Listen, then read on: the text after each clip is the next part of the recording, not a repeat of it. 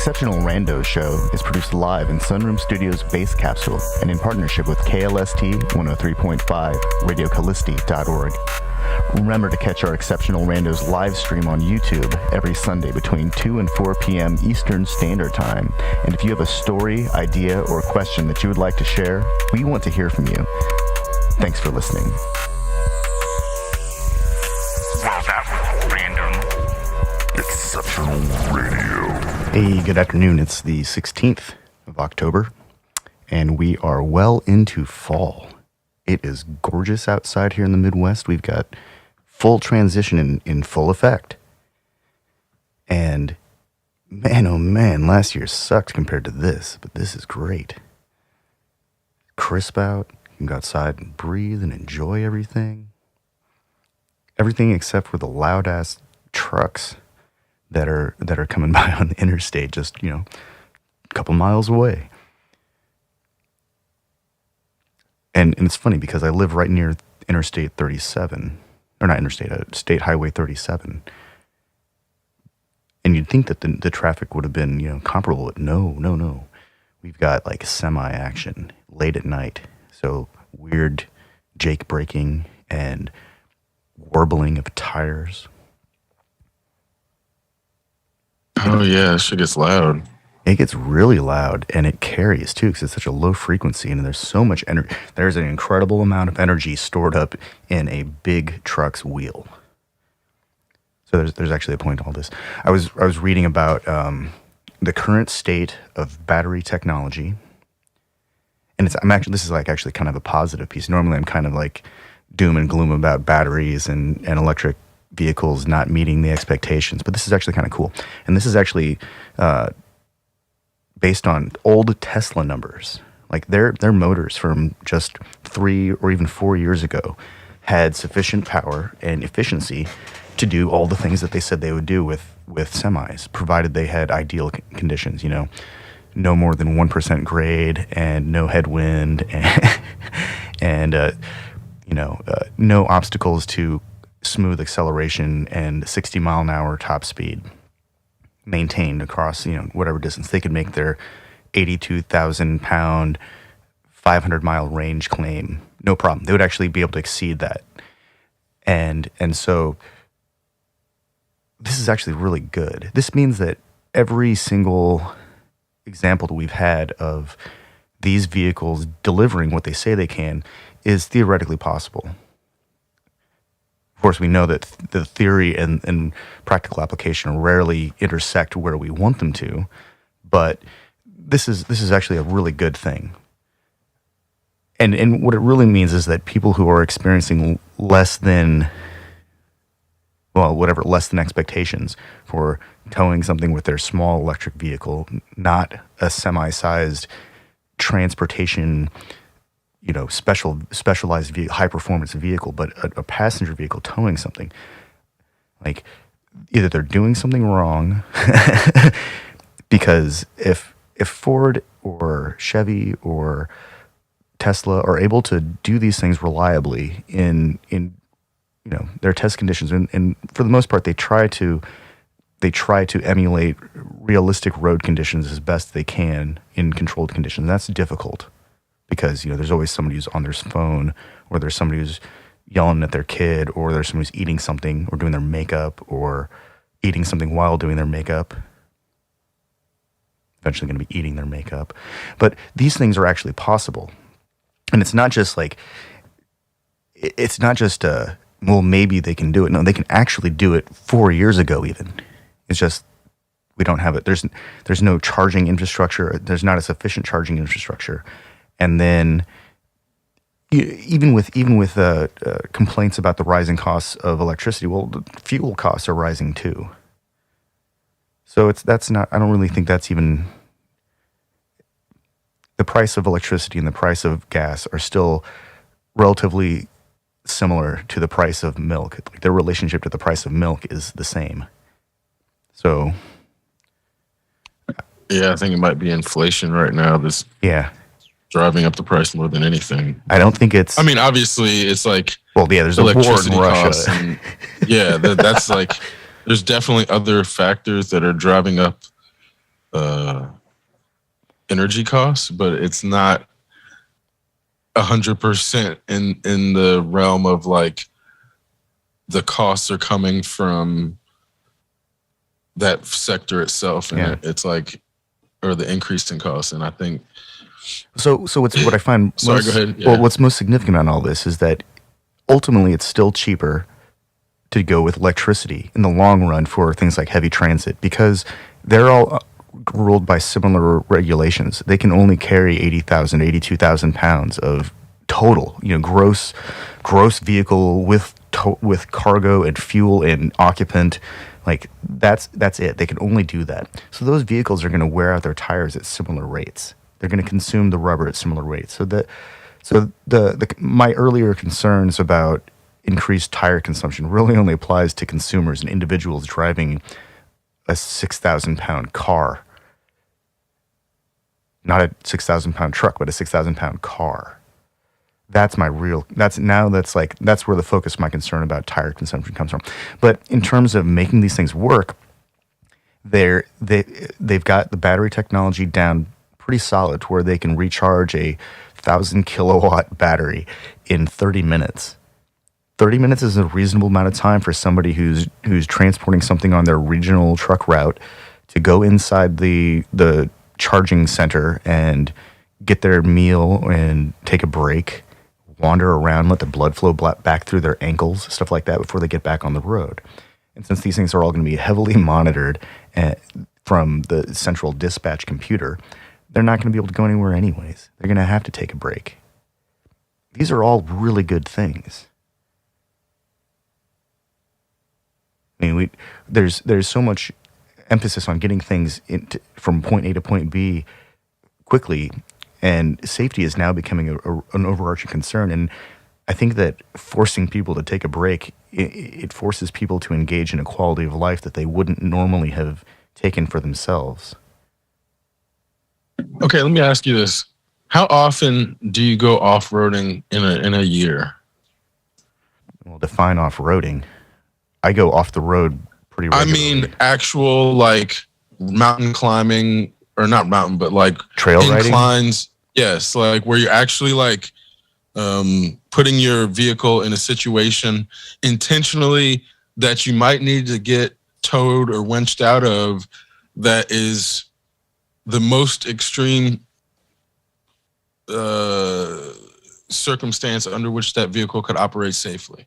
How often, out of 365 days a year, how many days per year do you do that to your vehicle? I would probably, like, average the last 10 years. Oh, like, no, less than an outing per year. That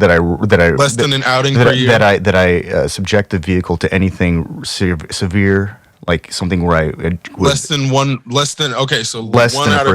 Less than 1 out of 360. So a lot of the critiques of the electric vehicles, or electric trucks specifically, are that they don't do the off-road things like trucks do, or they don't tow like, and it's like these people are making it seem as if like you're a legitimate off-roader. And the whole reason I asked that without like, but I also don't jeopardize my vehicle intentionally. Exactly, because you're not an idiot. Yeah. So this is where I'm getting at, in the sense of like the most logical person who's doing those things to enjoy it, but also not trying to destroy their truck in the process, really only does that like 1 out of 360, maybe less than that, maybe less than one time a year. Although this year I've managed to load up the truck about 3 times to capacity and drive and like do but really you're also hardcore clearing your fucking yard. How often do you do so? Once every 10 years.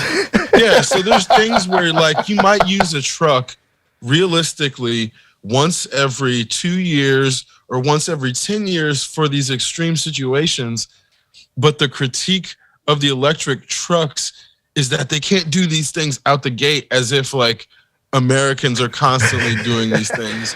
And that's where I'm like, I think it's hilarious to see the response to electric trucks and the critiques, as if these people are like fucking lumberjacks that are constantly in need of haul and like needing to move some shit. Like, that's not how you use the truck. No. In that demographic. Like, it's really crazy to see the The Luddites. the really serious problems that I've seen have come from people who took their like Model X, or they took a electric vehicle out off road, but they didn't have all of the necessary hardware. They didn't buy the skid plates, but they took it out and got hung up on their battery, got hung up on a rock, and then it punctured the battery, and then the thing melts into a giant aluminum plate out in the wilderness that no one's going to recover.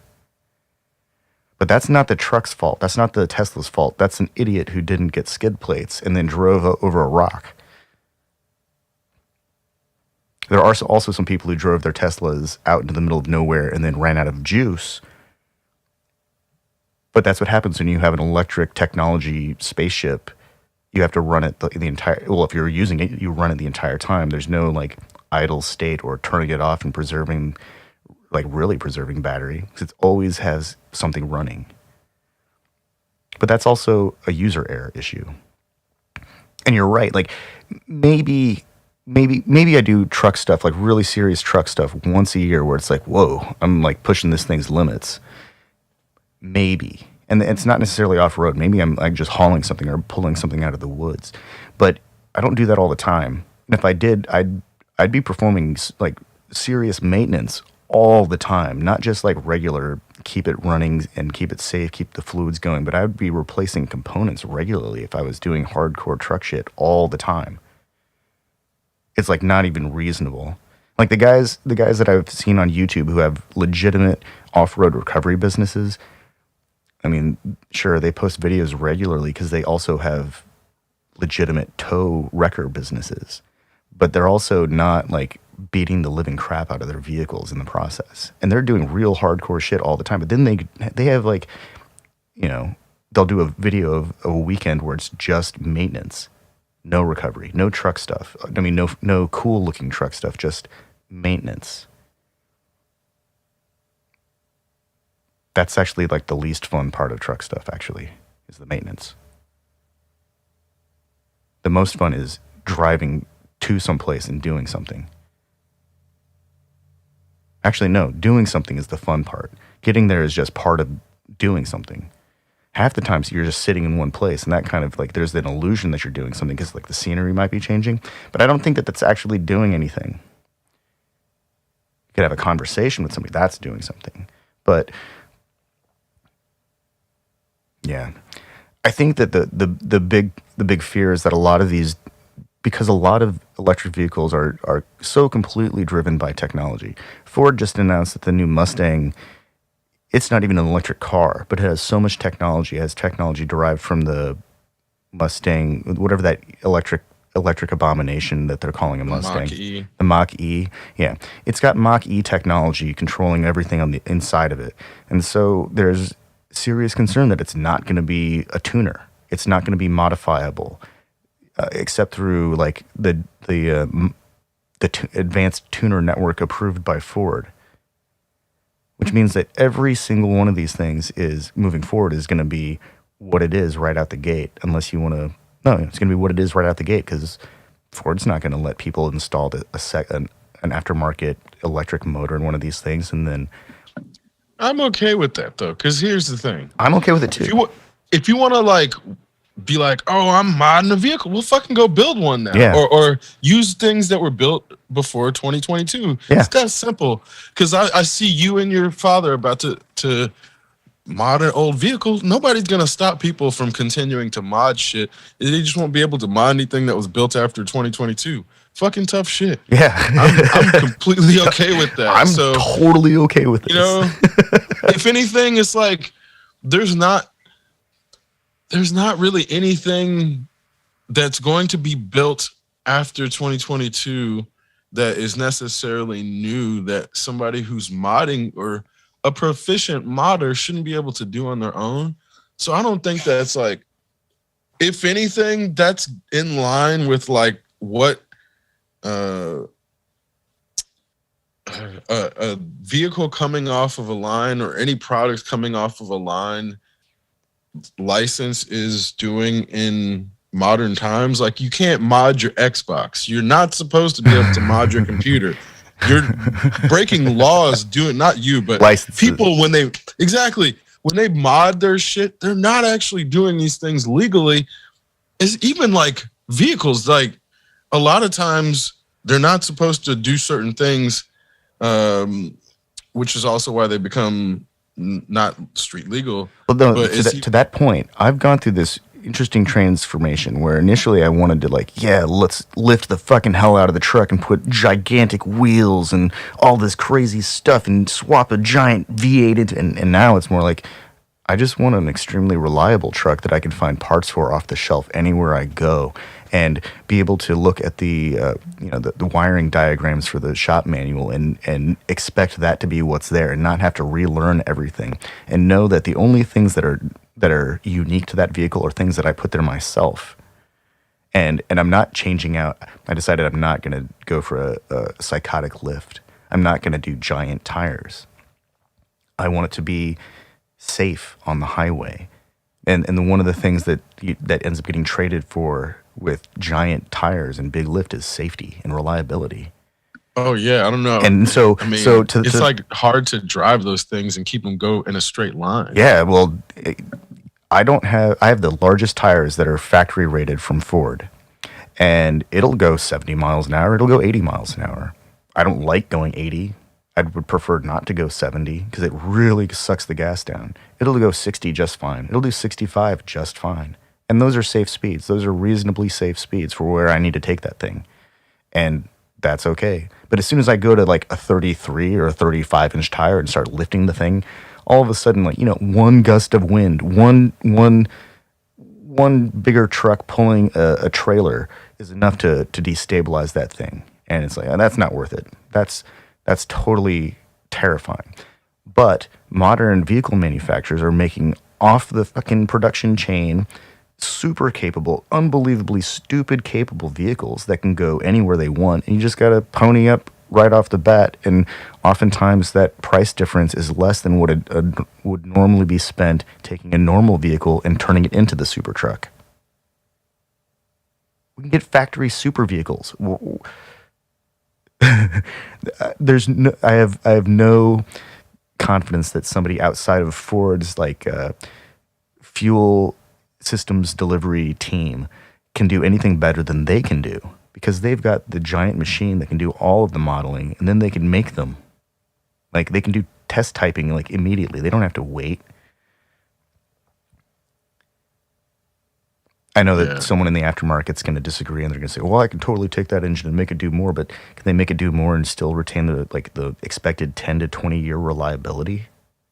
Right, and not burn it out after a few runs. And Yeah. I think that's the difference, where it's like when you have something that performs at the top end for 200,000 miles versus something that performs at the top end and then burns out after 3 uses. That's the difference between like knowing what you're doing enough to make that monstrosity, but then being at the pinnacle of your field in engineering. Yeah. And I think there's, again, there's a reason, even though they make mistakes, it's not like they're perfect. They have factory recalls. Yeah. So it's not like, they're putting out everything at 100%. And effectiveness. So speaking of recalls, I thought it was hilarious because the automotive journalists seem to run with it like it's the end of Rivian, because they recalled their entire production of just over 13-something thousand vehicles. But let's remember, they've only produced 13,000 vehicles, and they've already identified a problem, and they already recalled it. That's actually faster and better than pretty much every automaker in the history of manufacturing vehicles. Yeah. I mean, that's actually incredibly, that's... It felt like Tesla propaganda when they framed it like that. I thought it was Nikola so Motors, funny. that's complete vaporware. It's like, Yeah. At least Rivian's delivering vehicles. At least Rivian's developing their 3rd generation vehicle, which is really impressive. They're not a high volume automaker, obviously. They're like, I don't know. They're doing things really carefully, it seems, because maybe it's not easy to build a car. Maybe it's actually really difficult to manufacture an entire whole ass car. And they're finding out. Sure. Like, there's tens of thousands of parts. But yeah, it seemed like you're right. It seemed like some Tesla propaganda, but the entire everywhere I read on the automotive journals, it was like Rivian's recalling everything, and people are laughing about it. But I mean, that's what they're supposed to do. Why Have there been? I haven't heard of any Rivian crashes. I haven't heard about any Rivian fires. Or exactly, Rivian's exploding. So Rivian has some of the best battery technology. They've baked in some kind of weird self-warming function so that they can work in suboptimal temperatures and still deliver adequate power. I mean, obviously reduced because of temperature, but still, they figured out a way to keep their batteries warm, which extends the life of the battery.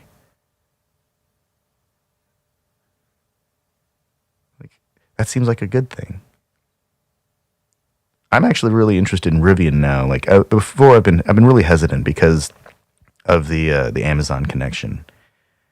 oh shit! Actually, Rivian just had a potential suit of whether they have engaged in securities fraud. So that just dropped yesterday.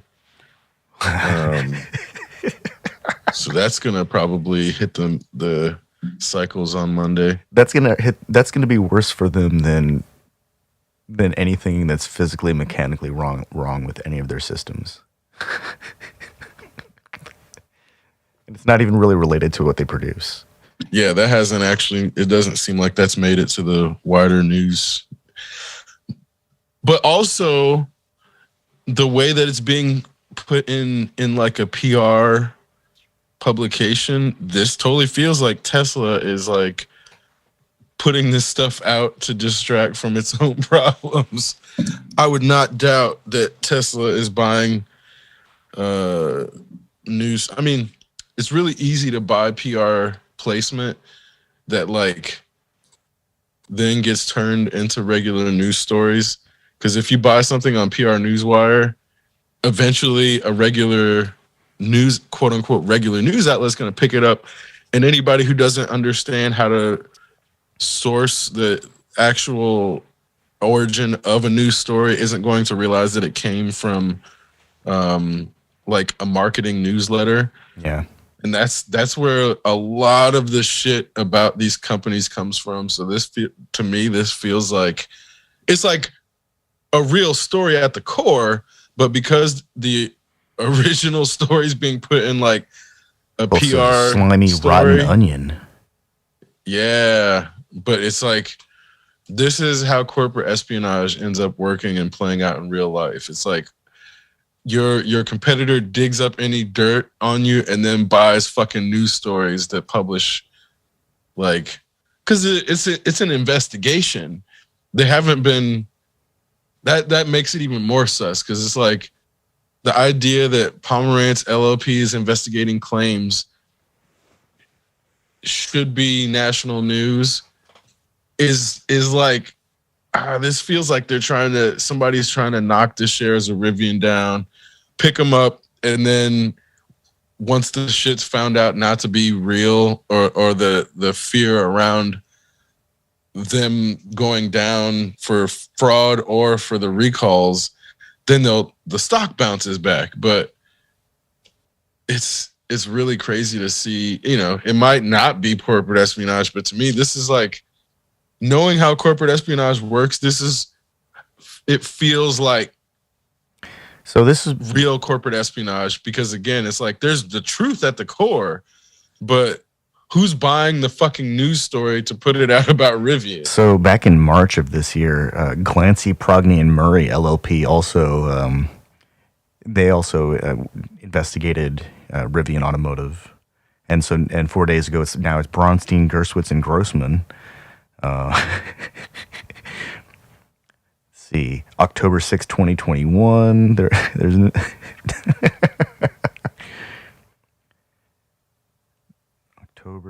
October. Let's see. Hagens, Berman. They've been under investigation by a bunch of different people over the last couple of years, it looks like. But if those previous investigations didn't show securities fraud, like it looks like these are these people are just filing every quarter. Yeah. I wonder if those things are being funded by Tesla.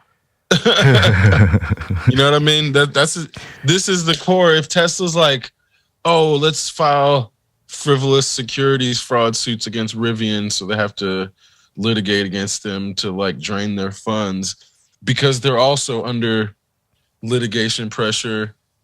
That's like real corporate. You know, again, this could potentially just be me filling in dots that aren't there. Well, that's the type of shit that I feel like Elon would 100% do. Unfortunately, there's so much crap about March. No, here's one from May, March, and here's a July, but March. Ooh, April 2019. This is just forward though. It looks like these things have been pretty consistent every quarter. Some electric car manufacturers getting investigated. Their electric division is getting investigated every quarter because some numbers don't add up, and maybe the numbers do add up. I don't know, because I'm only looking at headlines, actually. But it looks like this is a regular thing. The intervals seem to be pretty much, you know, December, March, July. Now we're into October.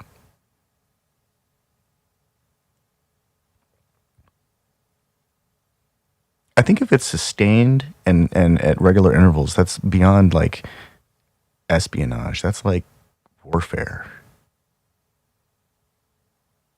Yeah, that's, you know, again, that's the type of shit I could totally imagine Elon doing, in the sense of, I mean, even if him publicly being like, oh, I'm going to give away my schematics for my vehicles, but then turning around and doing shit like this, or like whistleblowers within his company, him going after their reputations and completely trying to destroy them, having private investigators go after them and shit like that. Or when he called that dude a pedo. You know, when I think of him as the Prince of Mars, it makes all this stuff makes even more sense.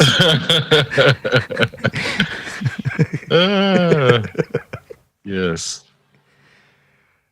Man. Wompy wheels. Rivian also suffer from wompy wheels. What the fuck are wompy wheels? Oh man, this is what happens when we just let people make up shit.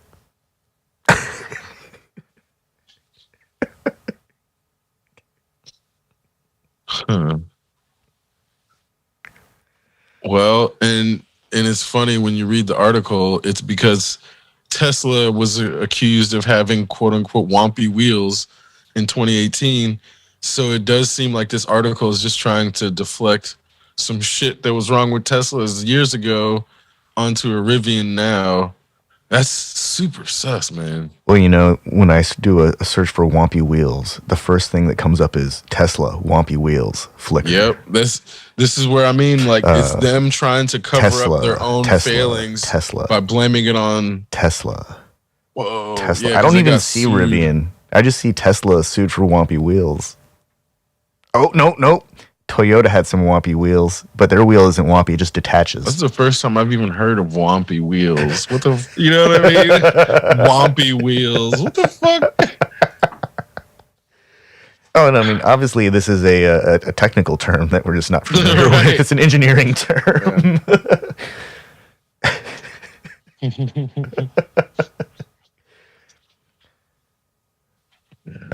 Lucid Motors had to recall 200 vehicles for their bouncy wheels, but not quite wompy wheels. All this just reinforces why the after market modding culture is like really kind of, you know, in its best form, it's indicative of a culture that is creative in its ability to improve on things, but in general and at its worst, it's just going to create more dangerous shit that is probably going to end up exploding. Oh, seriously. Or causing somebody to go way too fast I'm, and die. when I had to replace the wheels on my truck because one of them broke. We had an accident where one of the brake caliper bolts failed, and then the brake caliper was wedged inside the wheel and cracked the wheel. And so, thank you, Internet Marketplace, because I found 4 wheels off of a Ford Ranger that some guy was just selling, and I got them for like $100. These are original equipment factory alloy wheels, which I'm not sure how many people know this, but those wheels are designed to last, 10 to 20 years. They're typically made of denser alloys than the aftermarket wheels that people buy at tire shops or at the wheel center or the aftermarket fancy wheelhouse. And I got them for $100. So $25 for a wheel, it's probably worth $250. That's pretty insane. Thank you, Internet, right? So I could have spent way more. I could have easily spent 4 or 5, 10 times more on a set of aftermarket rims that would probably only look good for a few years and might not actually survive through what I intend to put them through. So I focus most of my efforts on things like electronics, like lights or the sound system or electricity, so I can power things inside the cab of the vehicle. But half of those things, like off-road lights, you can't use those things when you're driving. They're too fucking bright. They'll like blind somebody, and then they'll drive into you or off the road into a tree or a ditch and potentially die. And then what? Then the person with the fancy ass lights is now responsible for an accident. So there's a measure of sanity that has to come with this stuff. And on that note, like I know when I'm driving trucks that because they sit so high, their lights are in your eyes. Their lights might as well be high beams. Yeah. And it's so blinding that I can't drive around trucks at night. And it like I actively move away from trucks if they even come close to me on the highway, just because the light is just, it's too fucking blinding at that height. And man, the idea that people need to be driving around on these vehicles that are so raised off the ground, and then they've shown that because of the shape of the vehicles, like being that high can like severely reduce the vision in front of the vehicle up to like 16 feet in front. So it's like, oh yeah, I know where the front of my vehicle is, but once I'm about 15 feet away from something, I just have to trust that nothing runs in front of me. I've considered putting a camera on the bumper, having a bumper cam, like, video game style, just so I can see what's in front of the thing. And I don't even have a giant truck. Like, pushing around a giant bread box is one thing, but like normal people driving around giant bread boxes that they can't see in front of it is like just terrifying to me. That's actually one of the reasons I like my small truck, is that I can at least see when I'm in my car and I'm stuck in traffic behind a large ass vehicle that I could easily park underneath the tailgate. Like, that shit's unnerving. That person absolutely cannot see the vehicle next to them. No, man. And yeah, I've definitely been in situations where those people don't see me, but I'm just fortunate enough to like have good enough reaction time where nothing happens. But it's like, I know that disparity in height causes accidents. There's no way it doesn't. Yeah. It's just a matter of whether that is the thing that gets blamed at the time, because there's probably other factors. I'm in the process of selecting fog lights, like yellow beams, and I'm trying to mount them as low as I possibly can, like below the headlights on my Mazda even. That's my goal, is to get them as close to the ground as possible so I can get them underneath things like snow or fog or rain. Not because I'm trying to like light up a freaking stadium. Holy crap. So some lights some of these lighting systems are insane, like 1,000-watt plus lighting systems, enough to illuminate entire baseball fields from one vehicle. It's absurd. And then the power requirements necessary for these things. You know, when I look at this stuff, a lot of the time they come with undersized wires because they expect people to be installing these things right on the battery. But all of the advice and all of the information from the internet on wiring up anything in a vehicle, they're like, yeah, you got to use bigger wires for if you want to run that kind of power to anything. If you want to deliver a sufficient amount of power, you've got to have just bigger wires.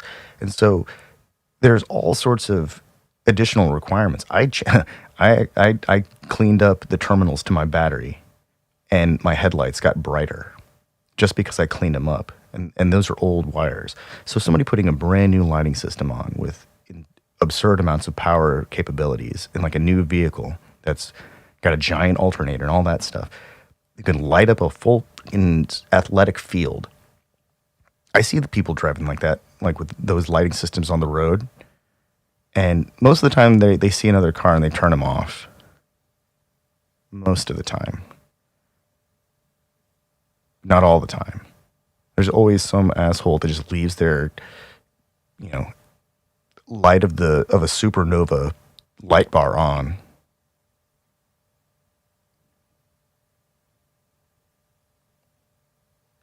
And they've got it mounted way up high so that it's going to just get everything.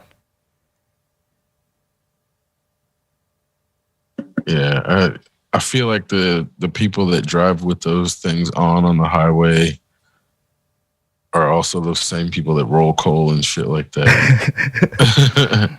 I've turned on my light bar, that's right in between my headlamps. Or the ones that don't turn them off, rather. Yeah, well, I mean, I've turned them on the highway late at night, like 2 a.m. when there's no one on the road and I can't see anything because there's fog and I'm on my way home from fishing. But as soon as I see a headlight anywhere, even in the distance, I turn them off and then I revert to normal lighting because I'm trying to be conscientious about that stuff. But there's a point when it's too much and then it actually illuminates so much around me that I can't see far enough in front when I'm driving on a highway. Like traveling above 70 miles an hour, like my off-road lights don't project far enough. They don't flatten the distance. Their lux output stops at like 100 meters, whereas my headlights will go easily 200 to 300 meters. And so, of course, I'm going to trust my headlights. They were designed for that purpose. My floodlights are only for when I'm driving slow, and I want to be able to make sure that I'm not going to drive into a tree branch or something.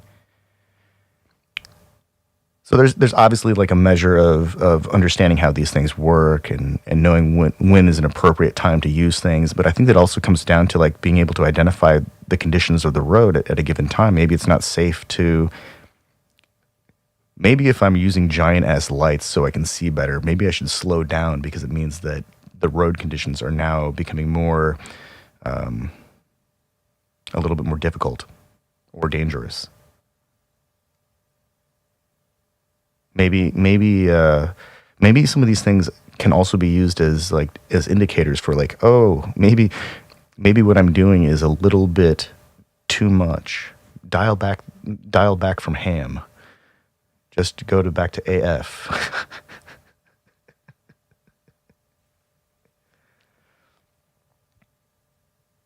I don't want to make it sound like I'm hard on my truck. I'm really not. I take it really easy on it. Like, even when I do go on a trail, I try not to beat the crap out of it because I want to be able to go home in it. I don't want to have to fix things on a trail.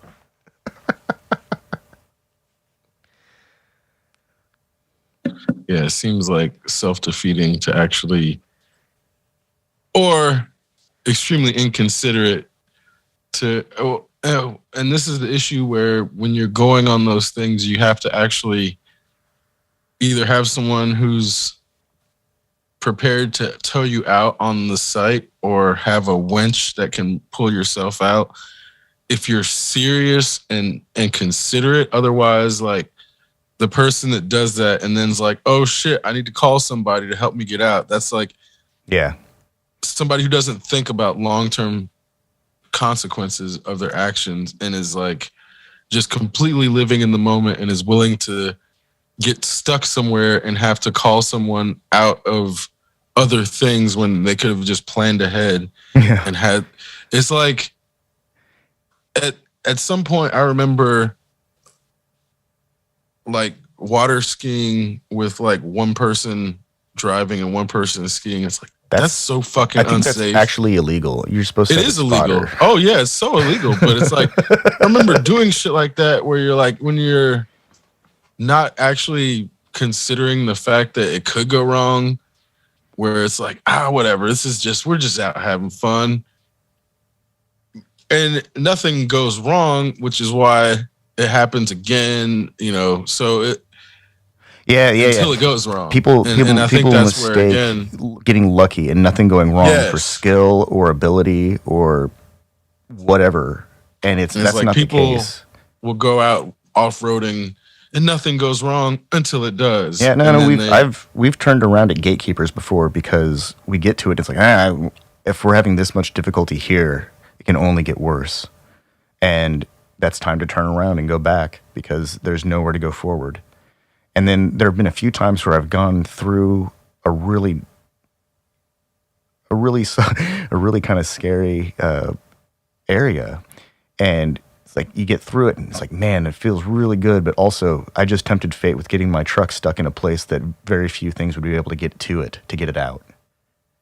And so I don't go back to those places. I try to be really selective. It's like, can I even get through this? Can I get back? Am I going to be able to turn around if I get through it? What's on the other side? So you end up spending quite a bit of time wandering around, making sure that a trail is going to lead somewhere. Most of the time, they don't, and that's okay. There's a few off-road parks within reasonable driving distance, and there's a few more that are a couple hours away, and they're really cool. And so that stuff it's a complicated hobby because it's not like the full utility of the truck. That's only like an aspect. It's like a capability, and it's fun to go do it. But the things that I end up doing more with the truck are like go fishing or, haul stuff around because that's what trucks are for.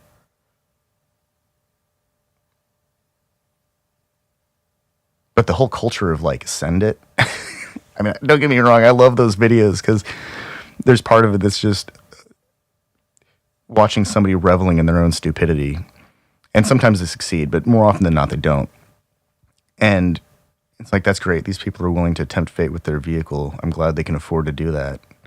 So I can see what happens when someone does this kind of stupidity, and I know not to do it now because I know what happens when people do those things.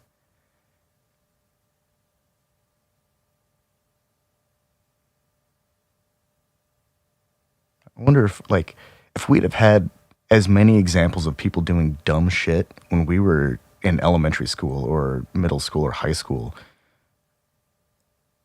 Do you think it would have changed the outcome? You mean like Jackass?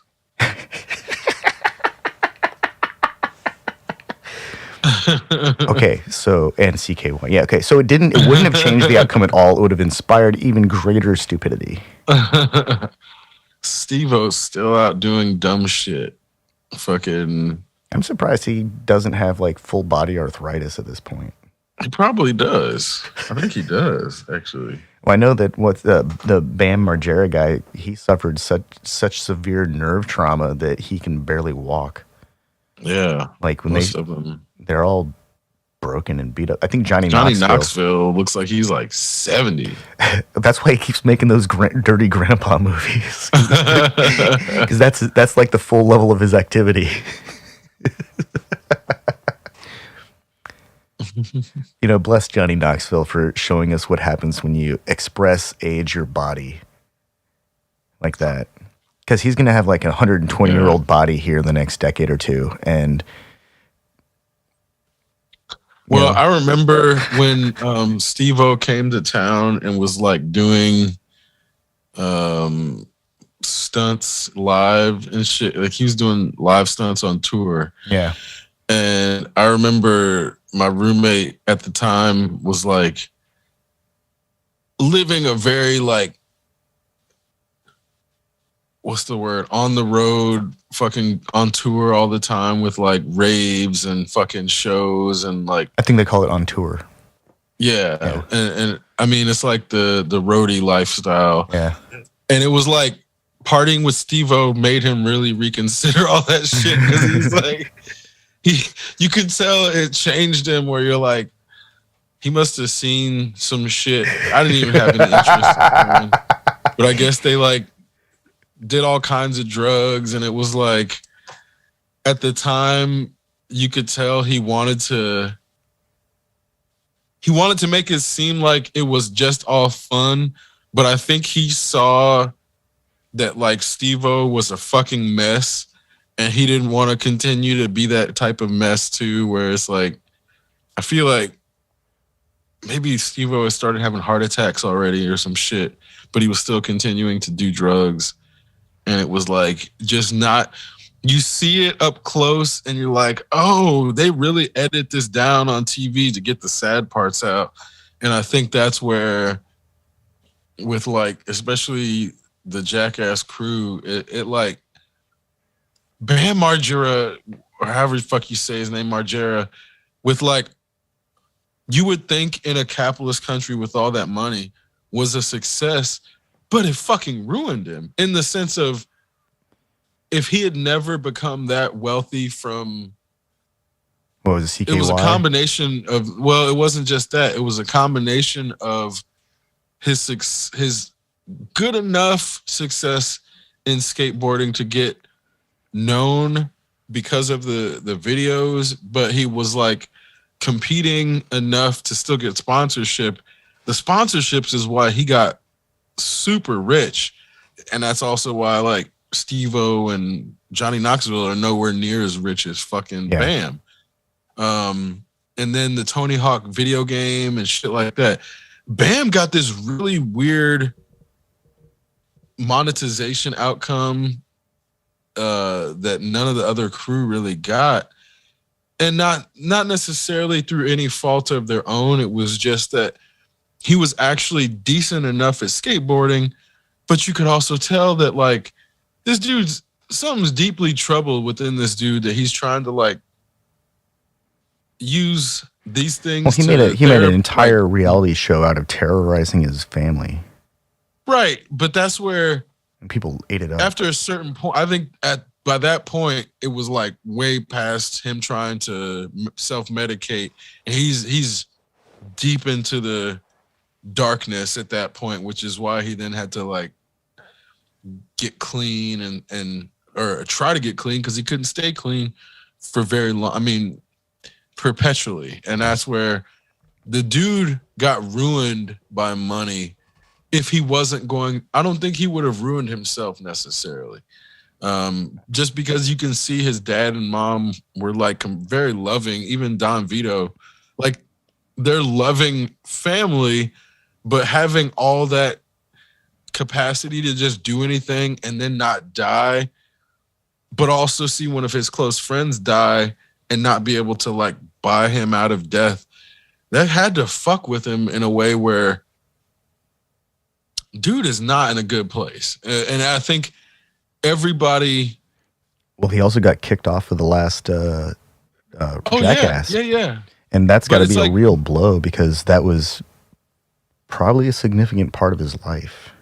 Well, it's been a public ascent and then a public decline, which is where everyone effectively knows what happened, why he's traumatized, but he couldn't do anything about it because it's like when you get in these, I'll just call it like a gravitational well of either celebrity or money generating franchise, it like chews the people up and spits them out. It doesn't fucking care if they actually go to therapy or not. So we've got Bam this far down where it's like, it definitely was not worth it. If at any point we could have been like, hey, Bam, stop making all this stuff or stop competing. Well, because he stopped competing before he stopped making content. If we as an audience could have been like, hey, Bam, stop doing this. what you say is for us. We know you have a hole in your being that you need to fill. Go do that instead of trying to like fill it through pleasing us through entertainment. If people would have I mean, that's not the way it works. But if the audience was given that choice to sacrifice to give Bam his life back, I think a lot of people wouldn't make that sacrifice. I mean, well, I want to see Jackass. I want to see Jackass the movie. I really like, well, fuck, you know, that's what he gets. He chose that. He got the money. And it's like the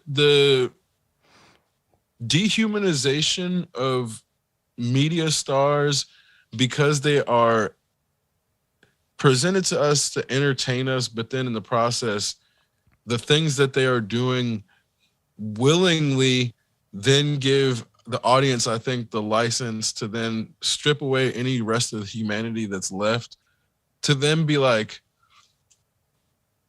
I can only imagine how Bam's probably like a dick.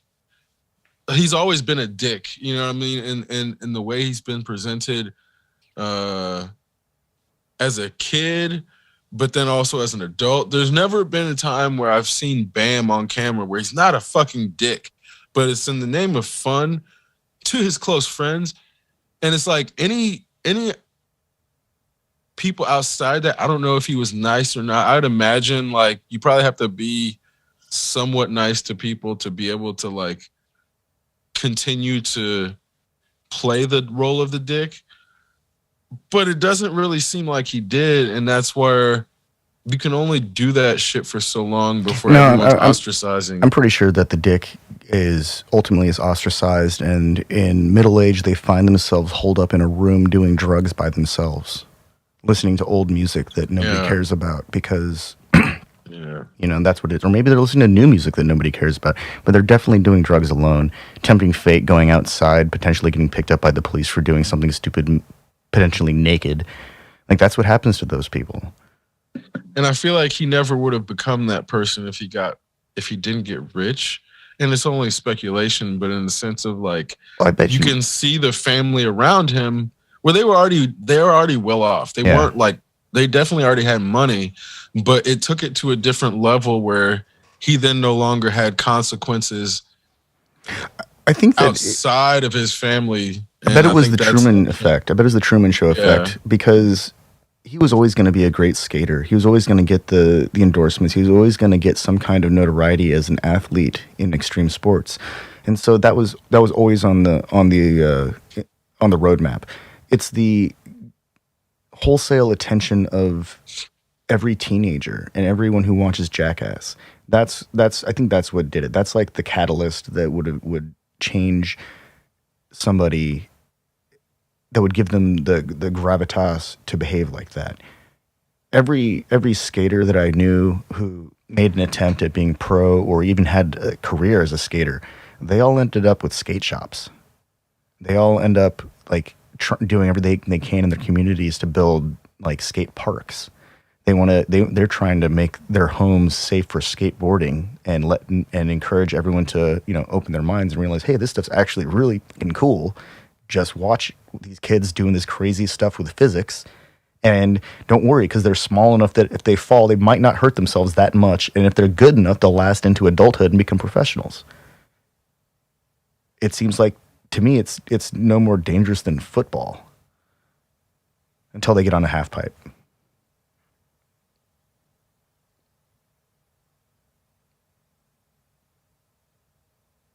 But I don't think that just being good at something and even getting paid to do it is enough to push somebody over the edge like that. Well, it's not just the getting paid. It's like, it's the attention. Dude, I think he had like $40 million at some point. It was like, I think maybe more than that. For like a 20-something person to have legitimately he made it. He made that money. It's going to put you in a mind state where nobody can tell you shit. Yeah. Nobody can tell you shit. Not your parents, not your fucking business partners, like not a billionaire, because it's like it might as well be $1 billion for a 23-year-old to have $40 million. Like a billionaire is not going to be able to tell Bam shit. So from that point on, nobody in his mind can give him a life lesson in the same way dumbass Kanye comes out. I don't talk to people who are broke or some shit, whatever the fuck that dumbass. It's like that. The idea that once you get a certain amount of money, you can't take lessons from people who haven't made that amount of money is fucking absurd. But that really is something that is the product of like the notion that people who make a bunch of money must be smarter than someone or smarter than the rest of us in some way. And that it gets reinforced by the way those people get treated. Oh, it looks like institutions. Looks like Johnny Knoxville is worth $50 million, and currently Bam is worth somewhere between 5 and 10.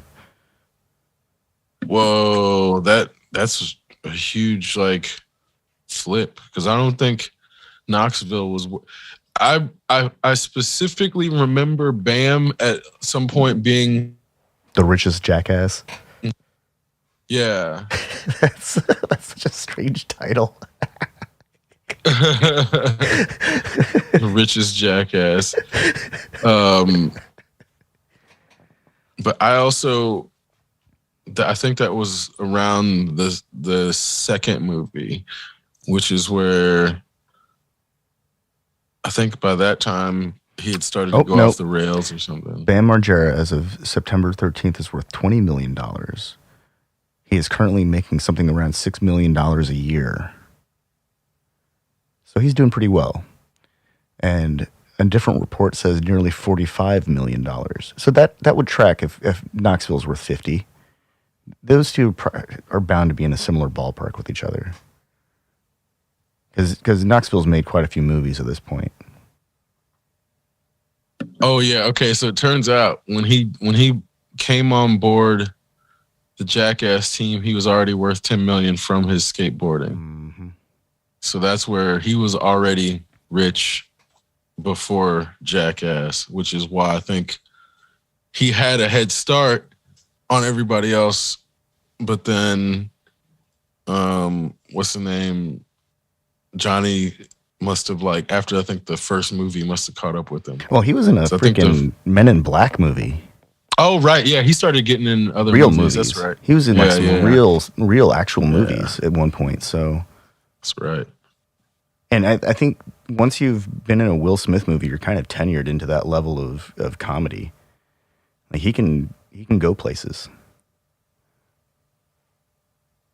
He was a decent actor too. I mean, he played himself, but in the sense of Johnny Knoxville's character. Yeah. So when you are like, I mean, Johnny Knoxville as an alien in Men in Black is perfect for him.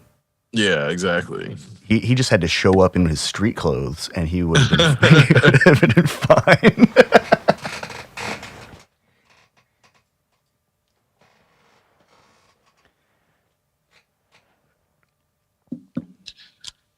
But that was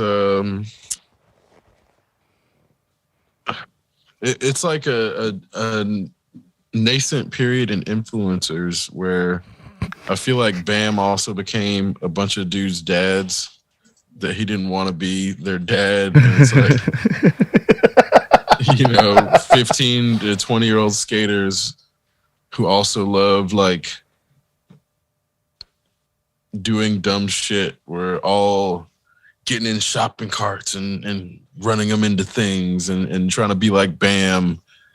And then I'm sure that's right. There was that weird period of time where you'd go to like a grocery store and you'd see some teenagers pushing one of them in a grocery cart into a bush, and they'd all laugh about it as one of them crawled out of the bush all scratched up.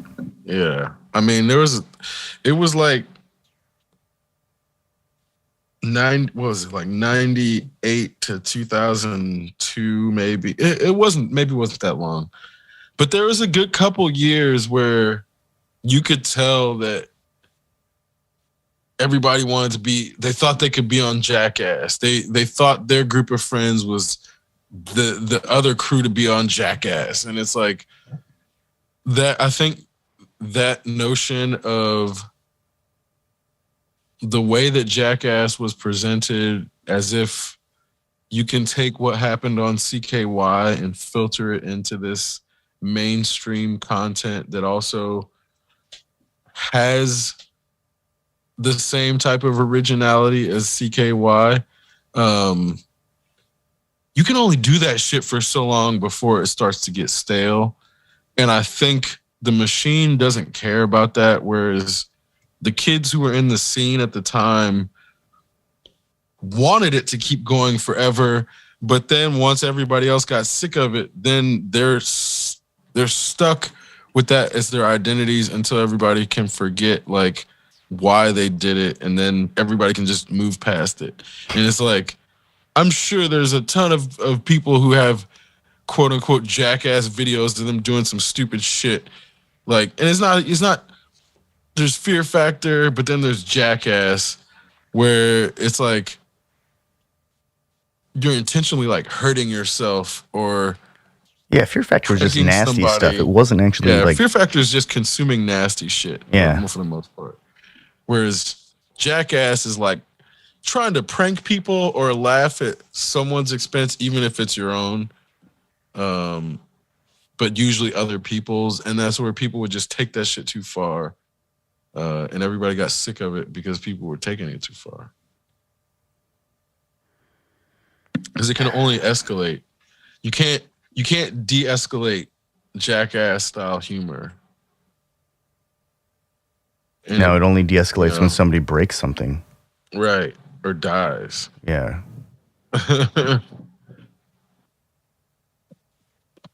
And even then, they still make a movie a few years later after someone dies. So yeah. What's his Ryan? What, Wild Gunn? Boys?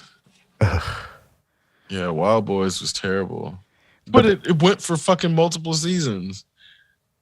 I will admit, watching him get a tattoo in the back of an off-road vehicle rolling through some prairie was hilarious because that tattoo was funny. That tattoo was terrible. Hilarious. And it looked like it hurt a lot. Like, that shit is still funny. So again, it's like the idea and the execution are both funny, and they remain funny. Whereas there's other shit it doesn't hold up. It's only good the first time though. Like if we see anybody else rolling around getting a tattoo, we're gonna know it's derivative, and it's like, yeah, I don't know how you could make it worse. The only way it could be better is if they actually did a good tattoo. But how many attempts do they have to go through? But then that's not funny. No, that's not. That's like that's just impressive. That's just exactly. The funny part is how many times they would have to attempt it to get the good tattoo, though. Which is in itself is just an act at mutilating somebody. Yeah, there's really nowhere to go with these things.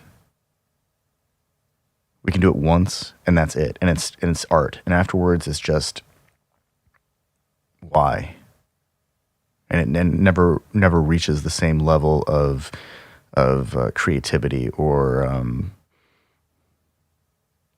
introspection or something.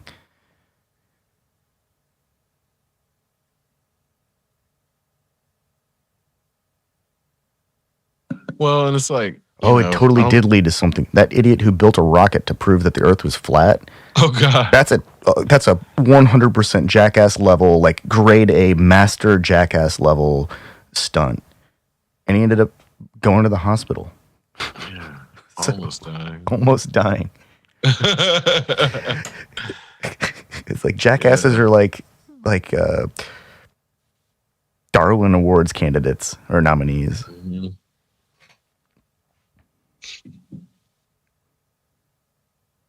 I remember the moment that I decided that I didn't have any more interest in Steve-O. He did a solo video where he, lit his hair on fire and jumped off of a building into the shallow end of a pool. And at the end of it, he's like jerking off onto somebody's keyboard. And like none of the stuff, those are the things that I remember. And one of them was the dumbest thing, and the other one was just like, I don't think I could talk to somebody after they did something like that. But, he managed to keep his contract, and his career was intact afterwards. So I guess enough people liked it. That tells me everything I need to know about his audience. Like, Yeah. I haven't even seen the most recent Jackass movie. I just avoided it completely because it's not even like South Park, where I get some weird urge to like see what's going on and see how detached I am from it. So because now you have to watch South Park for it to even make sense. You can't just jump into it and enjoy a standalone episode. It's all giant, long, preachy story arc. Yeah, I tried to watch the South Park at a hotel on the road one time, and it was just like, What the hell is this shit? yeah, it was very mind numbing. It's so random. It's like, this is the escalation. You could tell the audience is just so desensitized. They need to like escalate everything further and further every episode, where you're like, okay, I guess everything is constantly. It feels like South Park is like hyper realist version of itself. Whereas if you go back and look at the beginning episodes, it's like they're just going to school and shit. Yeah. And like random shit will happen. Whereas now it's like aliens constantly showing up, and then other aliens showing up, and then people's balls being gigantic and fucking, it doesn't even make any sense. Like, I don't know. Yeah, it was it was a reminder why I don't watch it. But again, it's like, if the people who are, some of the people still watching are there from early on, they have to be these just like zombified, brain rotted, fucking sit in your chair constantly, not go outside type, because I don't understand who is still watching South Park or The Simpsons for that matter. I think the only reason I've even seen it is because it popped up on F Movies, and it just happened to be like front and center. Yeah, somebody uploaded a bunch of Simpsons, and I saw it was like fucking 7 pages of Simpsons uploads today. I'm like, God damn, who's watching all this? It's like 22 seasons. Who needs a 4K shit. Blu-ray copy of The Simpsons season 1? Like, really? That's from like the old days. It was low resolution on DVD when it was new. Now you can get Blu-ray of The Simpsons.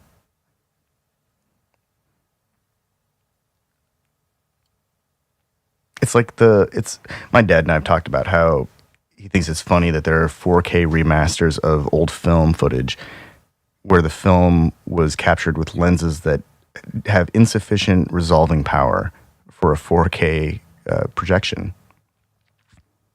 The lenses weren't that great. They just weren't good back then. We didn't have amazing lenses until the last like 30 years. And there were some really fantastic lenses produced before that, but not mass produced and not like available. And even big studios couldn't afford the fanciest lenses. They had really fancy lenses. I'm not going to lie. Those anamorphic lenses are cool. And they take a lot of science to make work. But a lot of these films were produced with substandard lighting in poor conditions, which is funny. Yeah, I say that it was probably the best conditions available at the time, the most advanced technology available at the time, but compared to now, this stuff wouldn't be used for anything but a look. Like, oh, we're going to use this old camera system because it has this crazy lens effect that we want to emulate for this one scene. And then somebody say, well, we can do that in After Effects. Like, oh, but we already have this camera set up. Let's just use it. Yeah. Well, and that's like, again, it comes down to preference in a way with certain things, in that, like, the difference between quality in a 35 millimeter with a high quality lens and a 4K with a high quality lens is going to be negligible in the hands of a master, but in the hands of anybody else, it's going to be obvious. Oh, yeah. So that's where it's like the tools of the trade are meant to be used by masters, and then novices will pick them up with the intention of thinking that using those tools gives them the same output. But if you don't know how to focus a fucking lens, you're not going to get a clear picture regardless of whether it's digital or analog anyway. Well, in the old days, they didn't have like zoom or telephoto lenses. They had 4 lenses on a rotating plate. And so it was like a fixed lens at like 50 millimeters and 85 millimeters and 105 millimeters and 135 millimeters. They might have to bring in a special camera to get a 200 millimeter lens. And then they would still have to like, use tools to get the thing off the camera and put it back on the camera. And so none of these lenses had the resolving power that is demanded by modern production. Even in the hands of a master today, or even a master then, the masters then would see our lenses now and be like, "Oh my God, you can see everything! This is incredible!" And there are lenses that are designed. Well, to but emulate. Here's the thing. The reason most HD stuff looks terrible is because the people that didn't have the proper understanding of shot construction, but also lighting, but also depth of field, everything was flat. Oh, For yeah. like the first 3 to 5 years of HD, everything was flat. So that's where it's like, just because they had high quality images in the form of high resolution doesn't mean the output actually looked better. And that's where, again, it's like the different, like, if you go look at a lot of the early HD stuff, it just looks, well, it's either low too high quality. contrast or it looks like the lighting is fucked up. Right, the lighting is usually poorly planned out or poorly. There's actually there's a post-edited. great example of this in the television show House, because they were one of the first television shows to use a full frame camera system. They're using Canon 5D, some version of a 5D. It has a giant sensor. I have one of these cameras. It's an amazing still camera, but it also happens to have HD video capabilities. And you could tell that they were having, there was something going on because the white balance from episode to episode would change dramatically within a show, because they would go from one room to another. They wouldn't always have the correct lighting in that room. Some of those episodes are like, have this entire red cast to them that, I mean, I'm sure they would say that it was intentional, but it doesn't look intentional. It looks like someone forgot to adjust white balance. And this is like over the first 3 seasons. After, I think, the 4th season, they figured it out. But that was one of the first shows that did that. And you're right, they had like no depth of field. And a lot of that is because they were using the lenses completely wide open, because there was inferior lighting, and they were trying to get everything they could with as little as they needed to use. Yeah, and then they weren't the only ones. No. But a lot of that shit ends up just being really flat. But that was a fun really show, flat. which is the reason that I remember it. I've only heard good things about it. Yeah, no, it's a clever show, and the hero is an anti-hero who is always sticking it to the system any way he can, helping people in ways that are just flabbergasting.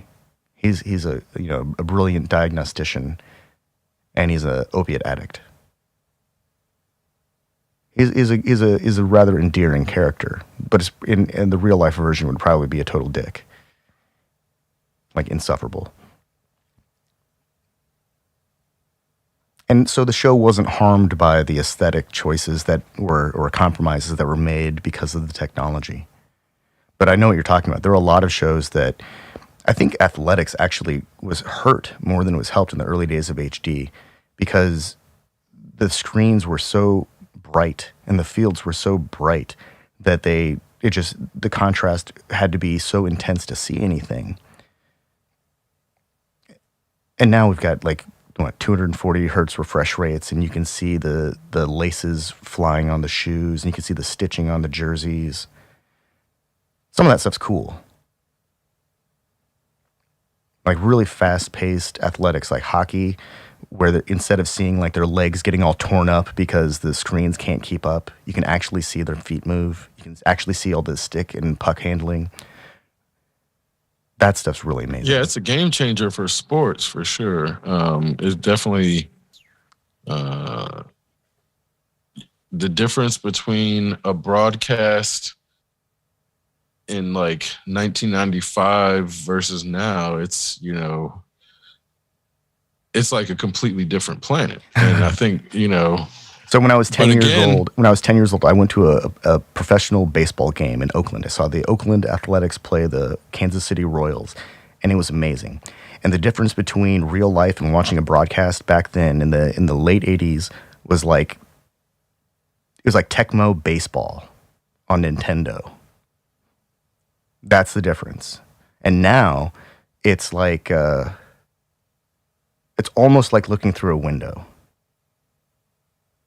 But at the same time, there's something that comes with the filter of the broadcast that we're conditioned to think of like, oh, this is like a broadcast that's TV worthy. Because then I remember I went to WWF at the time. Man, that's like totally dating an event. Exactly. But it felt like at the arena, because of it wasn't like a broadcast event. So the lighting was like not made for the broadcast. And it felt like a backroom brawl type deal. But because of that, it didn't like, it felt like we're watching the B team, even though fucking Sergeant Slaughter was there. And it's like, you know, you get to see the stars, but if they don't get the proper lighting and you don't get to see them up close, it's just like from a distance in your seat, you don't feel the same as what you're presented with on TV. And it's not like, it's an entertaining event, but it's not larger than life. Yeah. The way it is when you're presented with it on TV. It's not WrestleMania. The commentary. Yeah, I think the commentary gives this element of then adding to the that's 100% it. Like soccer. The last 5 minutes of a soccer match in any language is incredible. It's super intense. But watching the first couple hours of a soccer match in English sucks, but watching it in Spanish, oh my God, that's like the most intense athletic competition that's ever existed. Like that's crazy. Like the Mexican soccer announcer guys, they're on a different level. I don't even have to know what's happening, and I'm hyped up. And it happens too with the luchadors, with Mexican wrestling.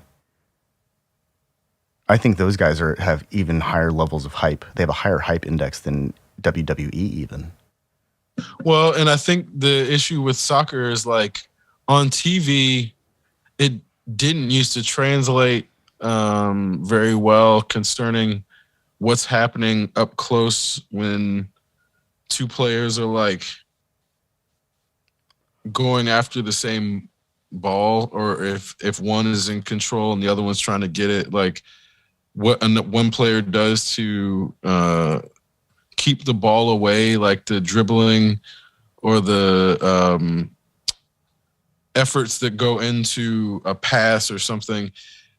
People who are familiar with the sport and played it, they can translate in their minds from the bad broadcast, but Americans aren't going to be able to grasp the tension if they hadn't played soccer or seen it played before. So it just didn't really translate through broadcasts unless you were already familiar with it. But now it's a lot easier to see what's happening up close, and like, because especially like the way that the cameras are, they give the fly cams or the drone cam or whatever, you can get really close. Oh, and they can just follow the ball in real time after it's been kicked. Yeah. Great. But before it was like Tecmo Soccer, and it was 8-bit, and you just saw a few squares of color running around, and you might be able to. And of course, the uniforms helped to identify where their feet were. But yeah, on any size pre-HD screen, athletics were just like difficult to watch compared to now. Like when I watch stuff on YouTube, some sports highlight reel of some great baseball player or basketball player, it's so out of focus in HD because they're trying to rescale it and they can't because there's just not enough information. Like even the best recompiling that Adobe can come up with can't re-render a basketball game from the 70s and make it look good. It'll always have like I think the word's called pastiche. It'll always have that kind of aesthetic. It'll always look old. And there's nothing wrong with that because a lot of times the intensity of the activity is still translated. Like watching old basketball still works. Watching Wilt Chamberlain. Well, at the same time, like I think the issue is like real life looks more like the old broadcast than the new broadcast because real life does not have as hard of lines. Yeah. So like if I'm not paying attention, the background in my periphery is flattened in a way that is more alike the previous iterations of television than modern TV, which is why like HD becomes hyper real and 4K becomes hyper real in a way that it looks like you're looking through a window, but because the lines are so hard, it crosses into you still recognize that you're looking at a TV or some sort of monitor because it's hyper real. It's the soap opera conundrum. The resolution for soap opera was the highest that the broadcast could get. The frame rates were double what was normally required. It was so realistic looking that people rejected it. And that was on pre-HD systems. Mm-hmm. And so once we get into the HD world, now they can apply whatever aesthetic they want, and they still go with this hyper real look. And it's the reason that the Hobbit was not as well received as people thought it would be. It's because everything was in focus. Everything was moving appropriately. There wasn't any smearing that we associate with cameras or video or the way that animation is supposed to work. And so it throws off the eye. In fact, some TV manufacturers include such intense noise reduction and rescaling features that they can induce the soap opera effect onto anything. Mm-hmm. And it's unnerving.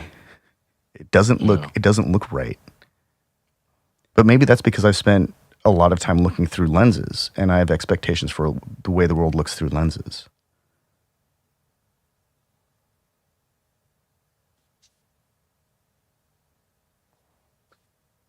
Yeah, I think, well, and a lot of these upscales end up ruining images where it can be because they don't have enough information or because it attempts to fill in the wrong information. Yeah. And it can, like, the over smoothing attempts can like cause weird frame issues. So I saw an image from a wedding, and it was of the person, the officiator of the vow renewal, and the officiator of the vow renewal ceremony had makeup on their face in such a way that the camera, with all of its computational prowess and abilities, broke the line along the nose and in the face multiple times, and it almost looked like Violator was about to emerge from the makeup, like from Spawn. It was really weird.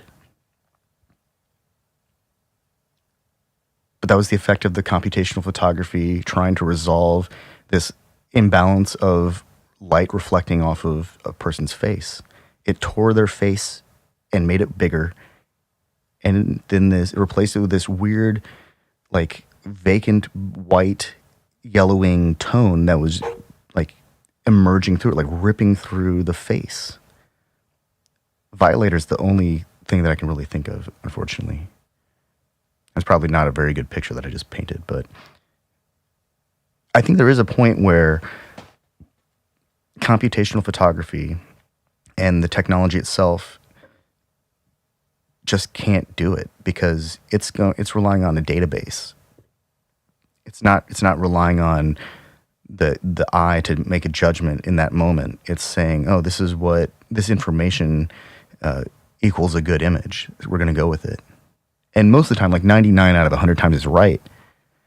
And it does better than the average computer phone operator.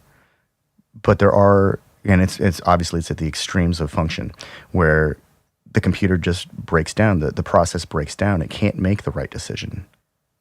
It can only emulate what we tell it to do. And so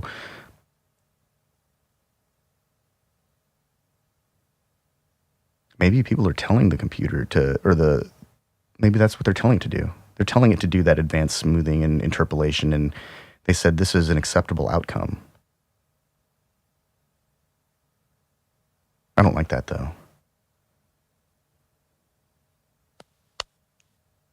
It's possible because it's also the same people that were trying to push 3D TVs with headsets about, 10 or 15 years ago? Yeah, it was about 10 years ago.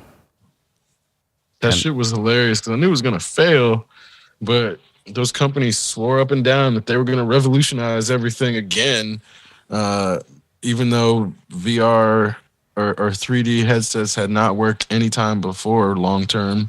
You know, I knew that industry was a bad decision for the industry because the porn industry didn't adopt it. They just didn't. And that was like the one place where I thought, yeah, they could totally make use of this. Have giant titties, dicks popping out of screens. People would love that. No, they don't. Porn just went straight to VR. Porn was like, no, screw this. Yeah, exactly. We're just going to go straight to VR. This 3D stuff is whack.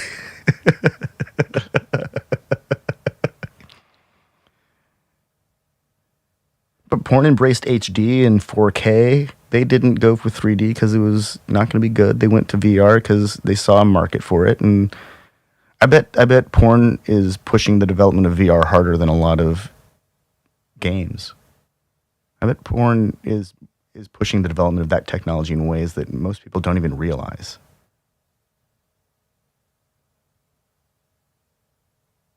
They're just not failing publicly like Meta, Facebook, or whatever. 32 active users? Wait. They've spent let's say they spent $1 billion on that. Like, what is that? What is that? $1 billion? I think it's 15. 15 billion? Yeah, I'm pretty sure it was 15 billion. Okay, 15 billion divided by 32. That's $468,750,000 per user is spent right now.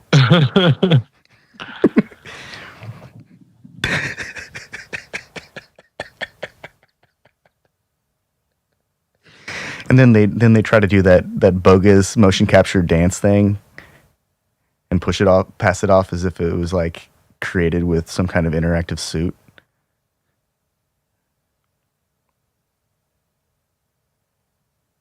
Oh, that was it's. I don't know if that's worse than the Tesla bot just being a person dressed up in a costume or not. I think it's the same.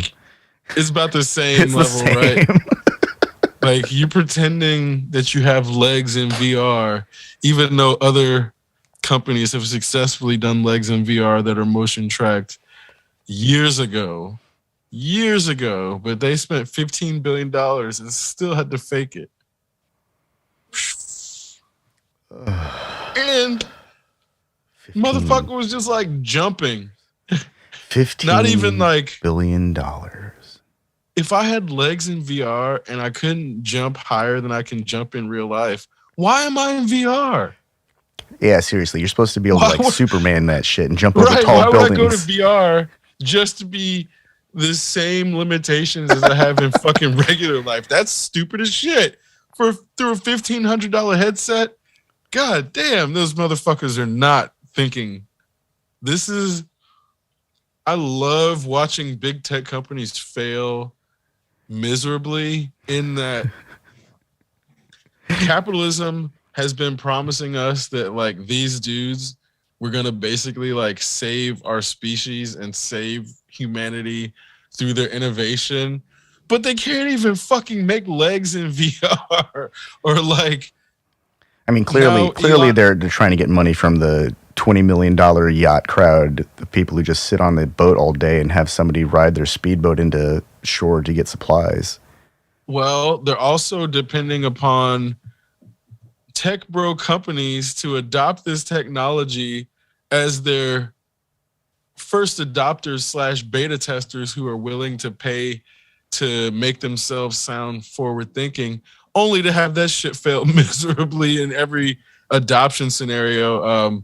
I guess like the army just tried to use Microsoft AR headsets in like a training exercise, and it was a fucking disaster. Oh, no. So like they've spent all this money on these like headsets, whether it's for the army or for businesses, like saying we're gonna do business in VR, and nobody's adopting it because this shit's over engineered, and it's because these tech bros don't know what the fuck they're doing. They take science and think you can just extract money from someone else's creation by being like, oh, we'll find a fucking product out of this. We're going to take this thing you created for the benefit of humanity. We're going to make it into a product and people are going to pay for it. We're all going to become rich. And that shit almost never works out the way that fucking capitalism has said it's going to work out. I mean, you just described cryptocurrency. Right. Yeah. That's what's happening in crypto. 100%. And the funny thing about it is like the fads that emerged in 2021 and 2022 are like failing miserably. Like, when's Matt Damon going to get in trouble? Matt Damon. He's very silent right now, but when's he gonna get in trouble for his fucking Super Bowl commercial? The future favors the bold or whatever the fuck it, you know, he's trying to convince people to get into crypto. And it's like, I don't think he's actually gonna get in trouble, but it'd be really funny if he actually ended up seeing consequences for taking money to push this grift onto people. And that cryptocurrency, okay, the Web3 technology itself isn't necessarily a grift on its own, but the way that it's being pushed is most certainly a grift. And that's where people like him were trying to make it seem as if like regular people should just start getting into crypto because Matt Damon fucking thinks. I don't know when people started listening to non-specialists or listening to someone outside of their specialty, because it's like, if Matt Damon wants to talk about acting, fucking teach a class, teach a master course, go for it. Yeah. Anything else outside of that, why should anybody give a fuck what Matt Damon has to say about anything outside of acting? I bet he knows a lot about acting. Or like Dave Chappelle. Why should anybody give a fuck what Dave Chappelle has to say about anything outside of comedy? Or Joe Rogan about being a fucking douchebag. Why should anybody care about what Joe Rogan has to say about anything about like outside of that? There's no reason. But Dave Chappelle come in and give his comments on gender identity. Nobody needs to fucking hear that shit. Nobody needs to hear what Dave Chappelle thinks about trans people at all. Pro or con. Because that's where I'm like, it's one thing when celebrities, well, it's one thing when celebrities on your side, but the second they start to speak out against something that like infringes upon an individual, that's dangerous. That's super dangerous, that any sort of position of influence can be weaponized towards anybody but Nazis. Fuck Nazis. We should weaponize shit against Nazis. Yeah. Fuck them. They're the exception to this rule. Fuck Nazis. Well, I thought we all agreed upon that after World War II. But this is why when we like allow Nazis to then use our First Amendment protection, which is meant for journalists and expressions of religion that do not infringe upon other people, to then say anything should be, even fucking Nazism. We should let Nazis, they should be able to put their stuff on Twitter and YouTube. No, we should not, as a country, with our specific history, be at a point where we're allowing free speech in the form of the First Amendment to be bastardized as if it's meant to represent any speech, because that's not what it was meant to represent in the first place. But then as if the specific Nazi group should be protected by free speech. And that's where it's like that. I think that's there's a dilemma there, is that freedom of speech is only protected. It's not like it's protected everywhere. There's always consequences to speech. Right. And so, like, people can say what they want, and as long as they're in a social or cultural environment that doesn't have a problem with it, they can say whatever they want. And so, no, but even then they can't. And it's like it's only protected as far as it's enforceable. But even under enforcement, we can prove that it's not anything they want, because it's like you can't plagiarize without getting called out for it. And then at the legal level, if you plagiarize somebody's intellectual property, you're gonna get fucking sued for it. So you can't just say anything you want, from the point of like people can get monetary damages for copying someone else's words. So you just by proxy, and that's where there's like ways that we can demonstrate the law itself does not give people the free reign to just say any words or write any words. Oh no, they can't say anything without. I mean, not to say that you implied. There's always some kind of consequence, but there are plenty of Nazis out there who are in their Nazi room with their Nazi buddies talking about Nazi shit and how they want to do horrible things to Jews, and no one's stopping them because nobody in that room wants to do anything about it, because they agree, and they're gonna keep blurting out all the horrible shit they want to say. And unfortunately, the internet is not an enforceable place where laws seem to be just cast aside at the whim of the forum.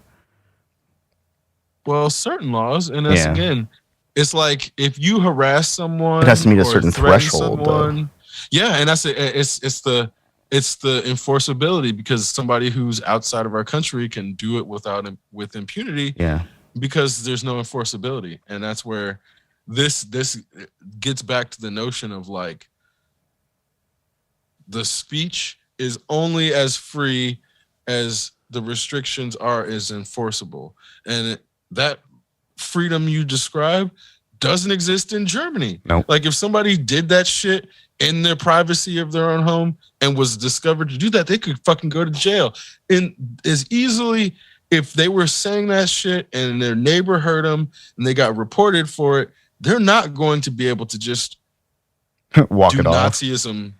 Yeah, you can't just like be like, this is my castle, this is my home, I can do whatever I want here. Well, not if it's Nazism. Not in Germany, you can't. I'm pretty sure that China has similar policies about extremism or owning Nazi paraphernalia. Oh yeah, like you can't own Nazi paraphernalia in these places where it's like, here, you can go fucking sell that shit on eBay. You can't even sell it on eBay. Where, they finally removed that? They finally stopped it, but those people just started selling shit on Amazon. For a while, it was like you could buy it on eBay. Yep. No, now you can. Now people who want their questionable Nazi goods, modern Nazi goods, they go to Amazon. Go figure. Go to Amazon. It's probably made in China. They don't care what they're making. They don't know what it is. They're just pressing a button and watching it print out a bunch of shit, and then they put it in a box. They probably didn't even put it in a box. A machine probably does that. Well, and this is where there's so many there's so many stories about World War II and Nazis that I'm like, I don't know if these stories need to be fictionalized in a way where then I'm like, okay, what's the prop room looking like? We're like, okay, we need fucking 72 swastika armbands for the extras. Or do we just go buy the 72 swastika armbands off of eBay? Like, what the fuck does that prop room, that process every time? Are they just like thinking about those swastika armbands as like props? Or do they, I would imagine probably, because if you were thinking about the gravity of like procuring 72 swastika armbands for the scene, or whatever the number, like 15 swastika, it don't matter. One swastika armband. What is that person's thought process where they're like, this is just a job. I'm just procuring this Nazi armband because somebody's pretending. They're not a real Nazi. It's pretend. We have to tell this fucking story. And that's where I'm like, how many World War II stories do we fucking need? That Tom Cruise movie where he was a Nazi didn't need to be made. Valkyrie? Yeah, that shit didn't. That didn't need to be made at all. Nope, not at all. The world would have been fine. The world would have gone just fine had that movie never been made. That story never been told because fuck Glorious those guys. Bastards? Nope, we didn't need that shit either. Nope. And it's like, yeah, I guess it could be seen as cathartic, but we still didn't fucking need it. Yeah, I mean, don't get me wrong. I enjoy watching Nazis get stomped in media. Yeah, I enjoy too. it thoroughly. Me but too. we don't need those stories. No, we don't need that shit. We don't need that shit. But not in any form. I can't remember the name of the movie. It's probably Heavy Metal 2000, where like the Nazis get stomped. That was graphic as fuck. I don't need anything more than that. It doesn't get any better than that. That was an animation. I know it wasn't real. They weren't trying to tell a real story, but they still delivered the most gratifying part, which is Nazis getting stomped. We don't have to tell real stories to enjoy watching Nazis get stomped. We don't have to relive somebody else's horror or suffering or enable somebody to capitalize off of somebody else's horror and suffering. We can make up our own stories where we just punish people who deserve to be punished. Yeah. And you know, it's crazy because that's easy for me to recognize when I'm like, oh, this shit's about black people from one era or another in American history, and we're traumatized. Nobody needs to see this, and it's like obvious to me. But then I like rewatched the Wolverine. Like, nobody needs to see a movie that starts off with fucking Nagasaki being destroyed. Nobody needed to see that shit. And I cannot imagine being a Japanese American or Japanese person going to the Wolverine. Oh, I'm ready to watch this comic book movie. Yeah, I heard it was about the Silver Samurai. You're bombarded with that, and you're like, oh, fuck, it's one of these things. And then you have to decide whether you're going to sit through it and be re-traumatized or if you're just going to turn it off there. And I, like, you know, when the Wolverine came out, it was, you know, not a great movie. It wasn't horrible, but the things that they did are not worth the trauma that I'm sure Japanese people had to fucking suffer for a goddamn comic book movie just to make the story seem more relevant. Like, they could have started that shit at any fucking point and implied that he took part in World War II, and they didn't have to show it that way. So, like, the way that they did, it was almost just like reminding Japanese people, like, hey, remember that time we fucking wiped a bunch of you people out? Just remember that. It was just make sure you remember that. It's like, it's not gratuitous. It's like worse. It's worse. It's worse than gratuitous violence. It's like intentional trauma to the point where, because it's also placed in a fictionalized setting, it allows the people doing it. Well, it's just it's a Wolverine story. What do you mean we're traumatizing Japanese? That's their fault for being overly sensitive. That was so long ago. What do you mean they're traumatized by Nagasaki? What do you mean? And it allows that shit to be the defense for leaning on that type of trauma to make a fictional story feel more relevant or feel more powerful, because they invoked the death of 300,000 people just at the beginning. Oh yeah, we're going to kill off, or no, we're not going to kill off. We're going to invoke America killing off 300,000 Japanese people to tell this story about this fucking dude who's not real. This isn't a real story, but we're going to lean on this one super traumatic part to get you as Americans interested. Oh, this is gonna be cool. Wolverine survived the nuke, man. That's how fucking his healing. Do you see that, his healing power? And it's like the way it gets put in that fictional context, it just then completely dehumanizes the 300,000 Japanese people that died in that, not only to then make it seem like that shit wasn't real, but then now the Japanese guy is the villain because he wants Wolverine's healing power. Now the Japanese guy is the villain. Are you serious? Are you serious? You go, okay, we're going to do this? All right. So now, seeing how Japanese people did not, like, make a fuss about that movie, I don't think it was because they were upset. I think it's because they know that you can't speak out on your own anger, or else this whole thing undermines. It's like, oh, now you're just the angry Japanese man. You're just an angry Japanese man. You can't. It's just a fucking fictional story. And then anything they do from that point is undermined because they're upset, as if you're not allowed to be upset when something is aimed at you specifically. Well, and this happens to black people constantly. This happens to women constantly. This happens to gay people constantly. It happens to trans people constantly. All these people get their own plight used against them when they are upset. So it undermines their capacity to speak about their plight because their anger makes them incapable of speaking logically. So this is, once again, the tools of colonialism and imperialism, taking people's plight and turning it into fiction so that they're not only dehumanized, we can use Japanese genocide as a fucking story. I mean, the Japanese created Godzilla as a cautionary tale about nuclear war, and then Godzilla slowly transformed into this story about nuclear war saving the day. And occasionally we get these episodes of Godzilla where Godzilla comes in and just wrecks the place completely, and we're reminded, oh yeah, we can't actually control this power. But there are so many stories where Godzilla saves the day. Even Godzilla, which is to warn people of the abuse of power, of nuclear power, gets wielded as this, hey, we're going to save everyone. We're the savior, nuclear savior power. So even with a fantastic analogy for the dangers of unlimited power, we just consume it and turn it into a regular movie event.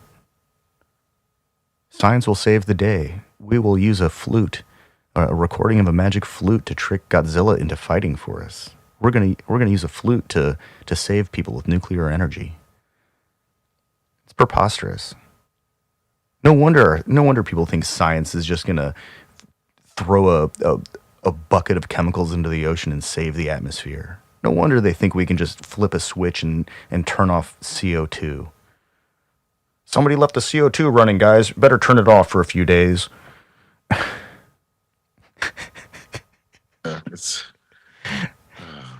Like all the things that science is supposed to save us. It's like we would have to be children to believe some of the things that the internet says are going to save us.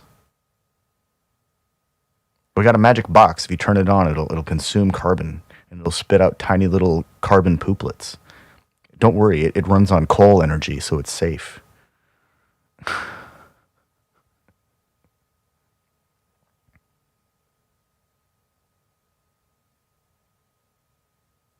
Maybe we don't deserve to be on this planet. Yeah,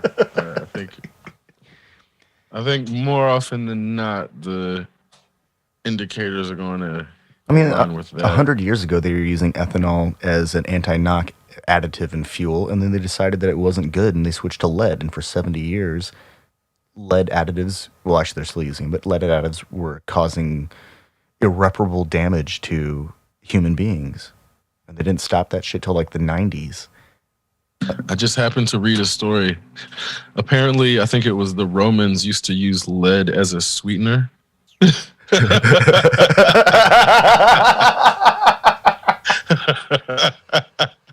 Oh, so man. Yeah. So Nero was all hopped up on his lead. Do we tonic. deserve to be here? Probably not. No, probably not.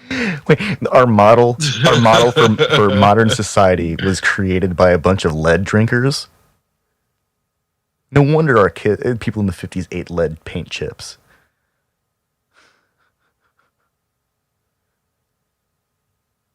I mean, just the idea that, like, they thought, well, they didn't know, obviously, but me just thinking about the idea of a bunch of people drinking lead-added or lead-sweetened beverages and then making critical decisions about the empire.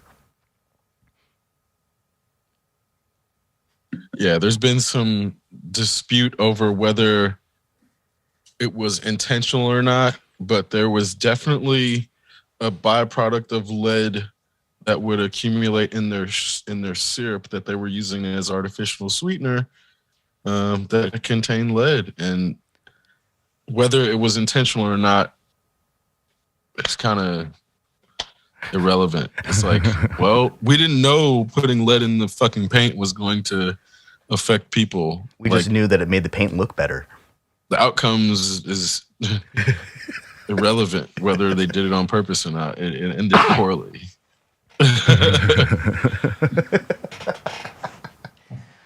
Yeah. I wonder how long they were ingesting lead and making decisions about the empire.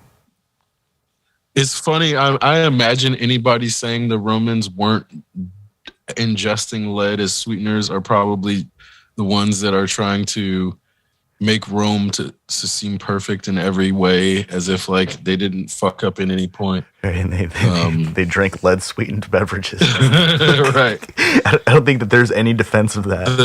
The nobles specifically. That's even better. Yeah. That's even better. The aristocrats.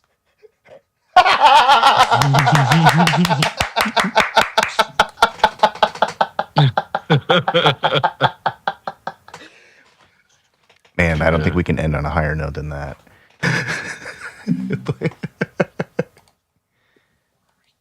Exceptional Radio. Have you seen the She-Hulk? Oh, I love Exceptional She-Hulk. Randos show is produced live in Sunroom Studios base capsule. Spoilers is not real spoilers, but the most genius thing they did, I think, in explaining to a friend why they should watch the last episodes without trying to spoil it. They made the Marvel formula the villain of the film. In addition to trolls, there was no villain in the finale, which is genius for many reasons. But one of the things that Marvel was having a problem doing since the Infinity War conclusion was pulling back the scale of the universe back to the street level. And it's like one of the things that She-Hulk addressed is like that trajectory for everything. It got stale, and that was one of the biggest complaints from the Marvel audience itself. But it's like the only way to break that is to not do that formula. The thing that I'm most pleased about with She-Hulk is that the stories are intact even if you remove She-Hulk action from the story. They're completely intact without She-Hulk, except for the dating episode where She-Hulk had to go date. but I think that was more to prove a point than anything. The whole show is about putting the spotlight on some kind of behavior or some kind of idea emerging from the internet. It puts the spotlight on so many things that it's actually very ambitious, and I think they're being very creative and clever about how they reveal the antagonist of the episode. Because at no point I guess Titania, she's a violent character, but her level of violence never really goes beyond like cartoon violence. Right, and she's not actually a competent enemy for She-Hulk. Yeah. Which is where you can't, like, she can't really count as the villain of the show because she was completely shown to be not only not a threat to She-Hulk, but when confronted with the opportunity to basically kill Jen Walters in her human form, she wasn't gonna do that. So she's not like actually like, she's not really a villain.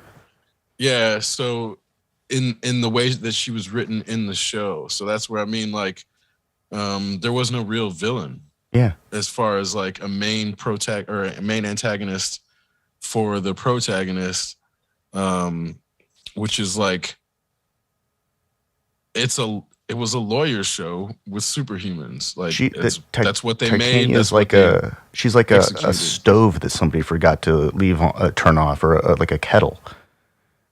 She's a prop. Her character doesn't really even move the Jen character forward. It's like no. The character exists simply as a mechanism to mark when the next act or the next section of the act begins, next part. Well, at the same time, it's clearly the formation of the Young Avengers and the New Avengers team, but in the background, like that shit's all background, like in a way where it's Easter eggy, but it's prominent enough to make it feel like it wasn't a complete like waste of time and it went somewhere. But I think She-Hulk was never meant to be a character that was like a philosophical study or examination. It's fun. It's like playing with the audience, understanding that it's a comic, that the comic is self-aware. So it completely nailed the vein of the character while also, I think, resetting the MCU better than it had. Like, I don't think they'd been doing a good job of like, I actually really de-escalating the stakes. I really like how they wrote the Abomination. I think Tim Roth's doing an incredible job of like as you just described, de-escalating the stakes. Like, he's the anti-Abomination in a sense. He's so calm. He's like, no, Bruce, I don't want to fight. And they still get into a weird fight for 10 seconds, 5 seconds. Like, all of that stuff. They've done such a good job of breaking the expectation, I think, that I am fully satisfied. Like, I haven't enjoyed any of the series that they've been making because they just ride the same formula every time. And as you pointed out, they worked really hard to break the formula, and even go so far as to make the formula the villain. Also, that was like the best. That's the best portrait of Kevin Feige ever. Right? Yeah. Well, and it's like that third act of the final episode is ultimately the reason why I can only come to the conclusion that the MCU formula is the antagonist of this show. That was like what they set up, and it's clearly like what they're seeding in the previous episodes, only to have it like be clear if it wasn't clear before, and having fucking Kevin undo the shit that was like at the beginning of the episode, only for her to re-enter the world repaired, play out. Yeah. He fixed it all. Like just like that. I thought the whole like, hey, could you transform off camera? This stuff's expensive was pretty fun.